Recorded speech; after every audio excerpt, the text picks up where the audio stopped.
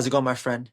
And so in today's video, I want to talk about needs and wants. And I feel like if you're on this path, living spiritually, trying to live life with balance, navigating this crazy world we live in, I think it's important that one must carry themselves from that foundation of one's relationship with themselves, your relationship with yourself. It's important to consider needs and wants. Needs and wants. Let me start by talking about wants. All of us have genuine wants, true heart's desire to do things. In fact, it is said that a soul moves by desire. So there's that aspect of doing things, not just for the sake of doing, but enjoying what it is that I'm doing. There's a part that says, I'm having this experience, I'm doing this, I want to do this because it nourishes me, it elevates me, it feels good to me. So wants are important. And I think it's important that we take the time to discern so I'm going to say in the I, what's mine and discerning what's somebody else's. Have you ever wanted something and you realize somewhere down the line that it was actually for someone else? And in those moments, and what I've learned in those experiences is that I have to want for myself. I have to want for myself because it goes back to the simple fact that I have my life to live. Just as much as every single individual have their lives to live, there's that personal responsibility to self. So there is this I want this. It's like when I say that, I think about leading myself. When it comes to leadership, there's some people that have an innate way of leading others and helping people. But I think there's a baseline that we need to lead ourselves. If not others, you need to be able to lead yourself. And that means being able to work with one's own emotions, being able to navigate when things come up, is to be able to approach that with a sense of mastery, a sense of I can do it, even when things get kind of crazy and overwhelming. So with wants, I think it's important to recognize that you have them. You have things that you want, and then to discern it, know that it's for you, that what you want is for you and not for anybody else. Because, like I said, if you're not going to do it, if you don't want it, then you're not going to put much action or follow through on it if there's no desire behind it. This is why desire is important, because it's that secret ingredient of following through. So without the want, it's almost just like doing for the sake of just doing it, existing and not really living. At least that's the vibe that I get when I think about being disconnected from my wants and my desires, true heart's desires. And I say true hearts to emphasize it's your desire, your genuine true hearts, that soul desire within yourself, right? Not society's, not your partner, not your family, loved ones or friends. It's what you want. What do you want? Don't worry about what other people want. They have to discern that themselves. What do you want? And this is where it's important to do the inner work and to take time to evaluate yourself so you can kind of pin this down, because the more you can clarify that for yourself, the more you can actually bring more about that. You can manifest and invite more of that into your life. So let's move on to the next part. Let's talk about needs. So we have physical needs. I think we can agree that they're non-negotiables, especially when it comes to living life on this beautiful planet and to be able to sustain our physical bodies. There are some needs we need to address, like going to sleep, eating, using the bathroom, making sure we take our vitamins, getting some sun outside, getting some oxygen, breathing. So many things, right? So many needs that are required so that our physical bodies can operate normally, can operate with balance, healthy. But just as though we have these physical needs, we have our spiritual needs.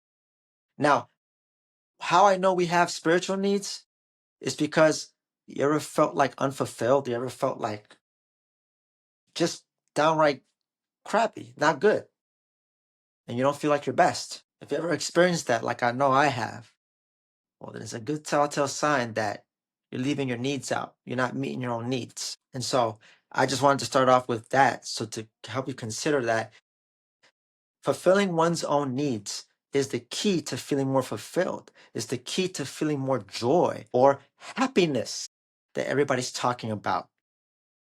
Happiness is the byproduct of meeting your own needs, if you're asked my opinion on it.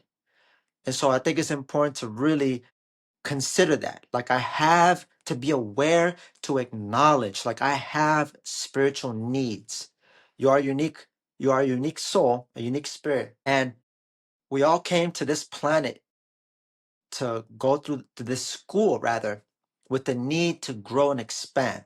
Just sharing that from that bigger picture. And how we go about that is very different for each and every one of us. Or we all have different needs. Again, going back to the example with the physical, we all have different physical needs. Like, for example, dietary restrictions, health conditions that you're dealing with.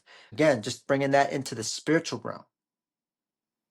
You know, again, going back to the whole fulfillment piece and feeling the abundance, feeling happiness, all that, that's meeting the needs, right? And so perhaps you might be in a position where you're talking about needs and wants, particularly the needs. What if I'm not sure about what my needs are? And if that happens to be you, that's okay. That's perfectly fine to be not sure what they are. And instead, now is the opportunity, if you feel that way, to set aside some space for yourself to begin doing that inner work and clarifying that within yourself. And I want to stress and emphasize in doing the inner work and meditating to never complicate the process. So, one angle that I would suggest, if you're not sure what your needs are, looking at your past experiences, when have you felt fulfilled? When have you felt joyful? Because I mentioned those, right? Like, that's the key. That right there is like a good indicator for meeting them, right? What were some times when you felt genuinely joyful and alive, ecstatic, enthusiastic? And try to remember what was going on in those instances, in those moments, and make a note for yourself. And I think the more you can write down more clues of what was going on in those moments, that's a good step towards in that direction of discerning, okay, what is it that I need? You know, it could be the case that you desire authentic connection with people. You may have this desire to want to express your creativity, perhaps through some physical movement, or perhaps through a poem, or maybe you like to sing, you know? It's really playing around with that. When you felt most alive, and you have felt at some point, right? You've been a child at some point, full of life, so it's in you. You're not dead inside. It's just disconnected. So just look at those moments when you felt really uplifted. What was going on? How are you feeling inside? Just all these can be very important clues, I think, to be able to help discern what your needs are. So I definitely think it's something to really consider and to take into every day to make it a priority, because it's the key ingredient to be able to have a more fulfilling life. And doing the inner work and journaling and just assessing, right? Is this like, what is it that I need? It's not rocket science, my friend. Trust me.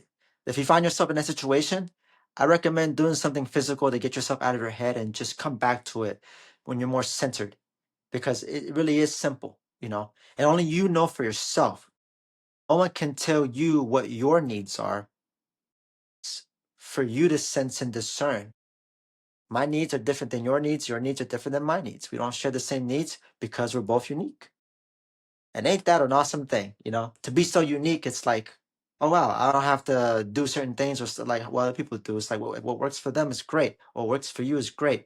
I'll do what works for me. What works for me. There is no right or wrong to go about it. Just follow what your inner compass says. What's the feeling like? Not really feeling this, not sensing this, or I'm feeling something here. Kind of playing around with that awareness. So building awareness is an additional key to be able to discern what your needs are. And then once you have those that clear within yourself, not to be ashamed to communicate that, especially in relationships as well, too, I think is another important thing. And honestly, an opportunity in our day-to-day endeavors. I'm not perfect in all this, but this is just me just sharing from what I've put together so far in my relationships and in my relationship with myself. So I'll just leave it there for the video. I think there's something important. For me, I'm at a place where it's a priority, you know? I know for me, having peace of mind wherever I go, and a need for me to be enthusiastic and light and bright and not let the thoughts in my head bring me down. And those are a couple of things that I can identify for myself. That's just been from my experiences. So I'll leave it there. Let me know in the comments what you think about this, your understandings about your needs and wants, and how you feel about that within yourself. I'll definitely check them out if anybody, if you feel inspired to want to share something, or maybe you have a question. So that's it for the end of this video. Thanks so much for your time. And as always, take care, my dear friend.